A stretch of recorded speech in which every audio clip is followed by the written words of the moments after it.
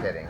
There's many ways to skin a cat, I guess, which is kind of a weird thing to say. I don't know why that's even a thing. Anyhow. What's that? People have heard that, yeah? Yes. It's not a cat, that's what it's like a deer or something like that. But you go with cat. Yeah, alright. I've only heard cat. It's a cat. No, it is That's 100% not a anyway. Salvadoran thing. It's for sure an American thing. So you're gonna have your foot up like this the whole time. Nope, foot, just your foot ankle. So this is like a nice right angle. See that? So it's a really stable. We're gonna call it closed pack position. I'll teach you about what that actually entails later. So they're gonna be in this position. Feel free to like gather around, get a better angle, especially you guys in the back. So I like to apply the pre-wrap like so. This is the way I do it. Just got to make sure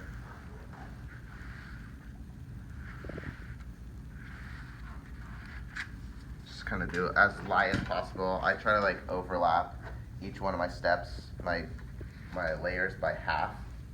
So like if it's here, I'll overlap it. The next go around, I'll try to do just where half of the pre-wrapper tape is. Okay, that's a general rule.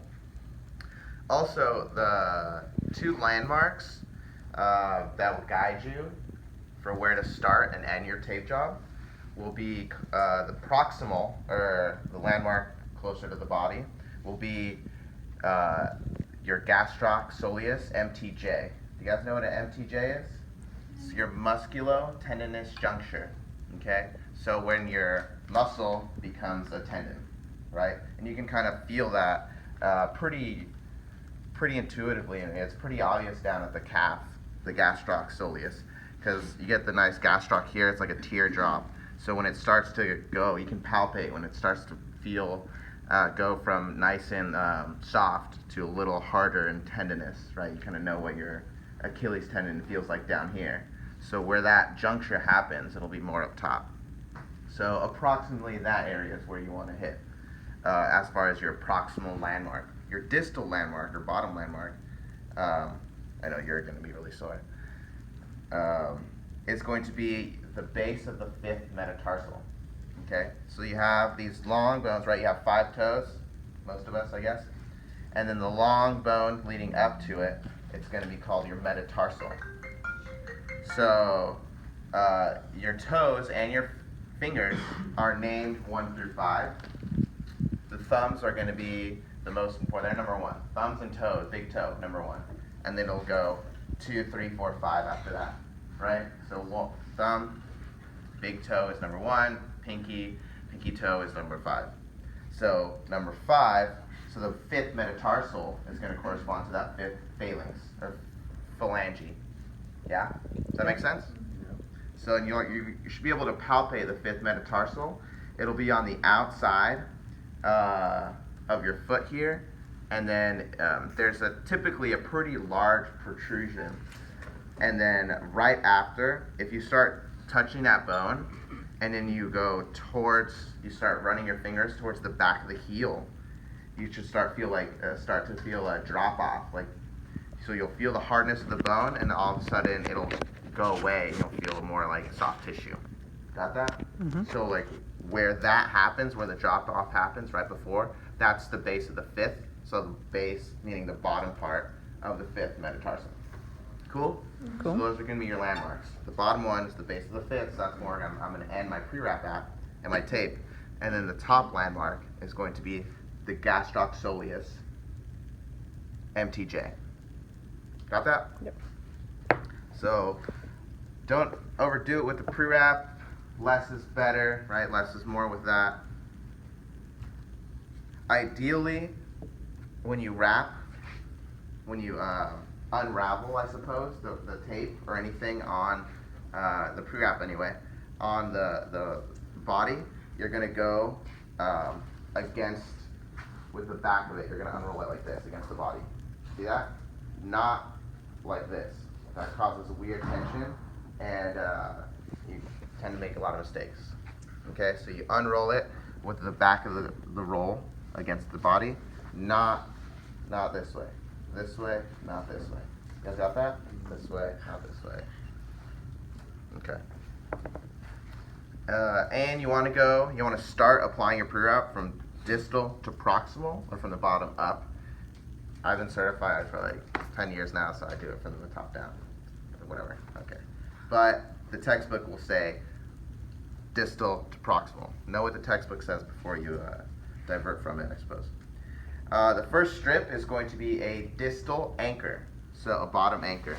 So when I apply that, I kind of angle it in the same fashion as the toes are going to be angled, and I go right there, right, kind of in the middle of the foot. I bring it around, and then I come here. So this distal anchor, as the name implies, is going to be a point of origin, or a lot of the rest of the tape strips are going to begin here and end here. Does that make sense? And we'll get to that in a second. And now you're going to apply 2 proximal anchors. Our anchors are up top. So you can go 1, just like that, okay? And then overlap it by half again, so I see where half of the height of the tape is, and that's where I try to apply it into. Okay? So you guys probably would want to write this down.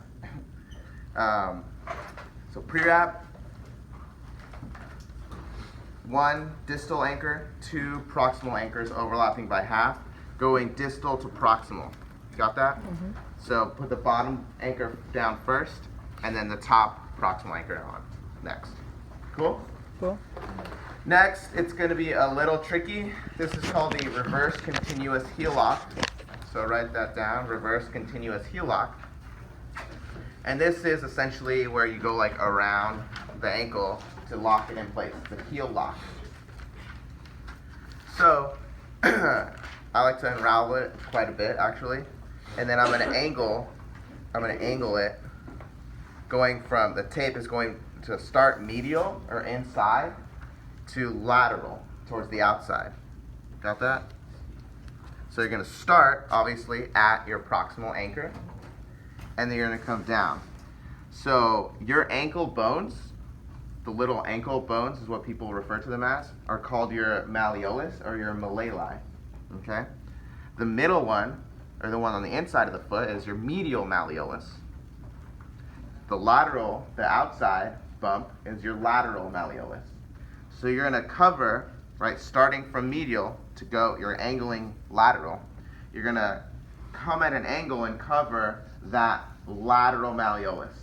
Ideally, I'm covering kind of a lot just because based on her ankle structure, but about half. You're going to cut it at about half at an angle, like 45 degrees. So you're not covering the entire... No, just no. half of that. Sorry. Put up. I know you're getting tired. No, it's fine. So coming around, so proximal anchor, that's where you're going to start. Medial to lateral direction at like a 45 degree angle, and then you're going to come back straight. You're going to grab a big meat or part of that heel, okay? And you're going to bring it straight towards you, almost perpendicular. See that? And then you're going to come straight across the bottom of the heel. And then you're going to, with a little rotation, you're going to come across the front of the foot. Got it? So that's one part of the heel lock. The second part is essentially going to be the same locking strip you just did, coming from the front, back across that malleolus, back against the heel, across the bottom of the heel, and around the front again.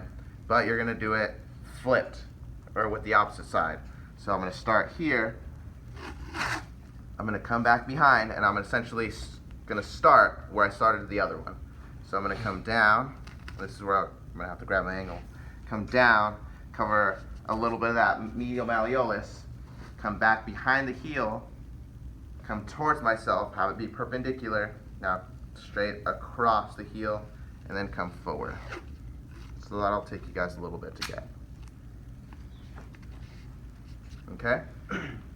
So far, pre-wrap, Proximal is the gastroc soleus MTJ, base of the fifth, 1 distal anchor, 2 proximal anchors. Do the distal proximal anchor first, then the second strip. Reverse continuous heel lock. Now we're going to go into what I think is one of the more important parts of the tape job. It's going to be our stirrups. So the most common mechanism of injury for an ankle to be injured or sprained is going to be an inversion. So most of our injuries are going to be from, most of the ankle injuries are going to be from the foot folding in this way versus the other way. We'll get into why that is in a bit later in the semester. So in an effort to prevent that very common ankle injury, these stirrups are going to go from medial to lateral. See that? See that pull? And they're going to start, you're going to start from posterior, or the back, to anterior, which is the front. So that first strip, right, I'm starting at about the middle of that proximal anchor. I'm coming down behind that malleolus, like the 1/3. See that? And then I'm coming straight across and attaching it to the other side of the proximal anchor. I'm going to do another strip overlapping by half anteriorly, or in the front.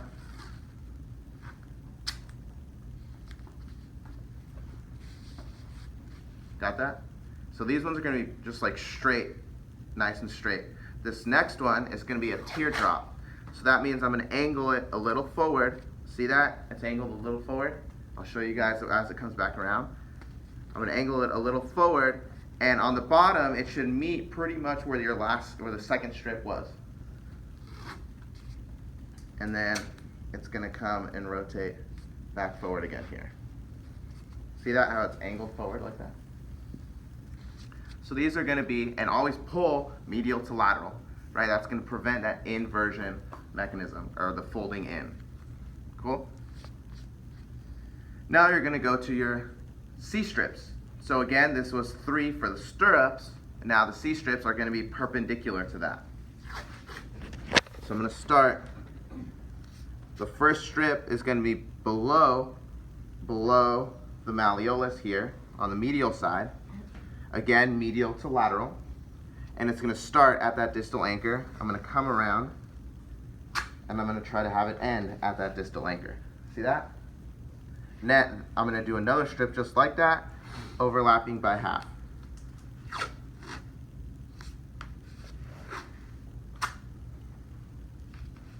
And then a third one to finish her off. You guys with me so far? 1 distal anchor, 2 proximal, reverse continuous heel lock, 3 stirrups, 3, we call them C-strips. Some people call them horseshoes. Okay? A little hint with the C-strips. You're not gonna be applying it straight on, right? Let's say like the bone at your ankle, your Achilles is coming straight down like this. You're not gonna straight on like that. You're almost gonna tilt it at an angle here. Does that make sense? Because if you go straight on, there's gonna be a little bubble or formation in the back. So it's not gonna be completely flush against the Achilles. So in order to adhere to the cylindrical nature of the lower leg, right, you're gonna angle it just a tad that way. So when I start my C-strip here, I angle it just a slight amount. See that? Mm-hmm. So it's not here, I just angle it slight. And that'll give you a better application of the strip. So you'll know, you'll feel that out when you get there. You're gonna finish with another reverse continuous. So medial to lateral, starting on the proximal anchor. And come out here against the cover at about 45-degree angle, that lateral malleolus.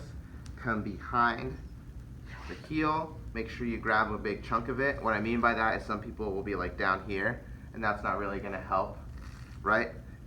Again, this is helping that prevent that inversion mechanism by locking it into eversion. And then come across the heel towards the front. Some people just rip and lay down the strip and then start doing the other heel lock. That's fine too. I just find that as a time-saving mechanism, just go continuous.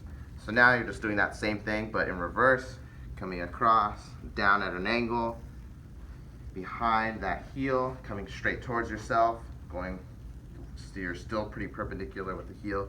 You're gonna rotate your wrist here, rotate towards yourself to get that angle. Here you can either rip like that or go continuously right into your closing strips. So I'll do pretty much about 2 closing strips. We'll usually do it if they're a larger athlete and they need more, then I'll do more. And when I try to rip, also when I start or end my closing strips, I try to start it closer towards the back, and then when I do it, when I rip, I'll try to rip closer to the back again, because that gives it a nice clean look. It's very aesthetic, but whatever. And then here too, see these C strips are kind of exposed, so I want to lock those in. So again, I'm coming at an angle with the height of the angle starting with the big toe. See that? And I'm going to apply that there.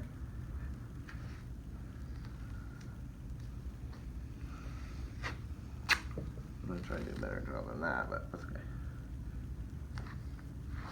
A couple things to note when you are applying that closing strip and why you teardrop that third strip of the stirrups. It's because of the arch here, the foot of the arch. Because if you apply too much pressure into that arch, and when they take a step, it's going to be cutting into that. It's going to be very uncomfortable. That's why in the third strip, we don't completely go on it. We teardrop it to have it come back on the heel. See that? Same thing when you're doing your closing strip. You're not putting any pressure. You're just lying it down nicely. It's just a closing strip. And that's essentially the angle. Cool? So let's practice that on each other. I'll teach you how to cut yourselves out.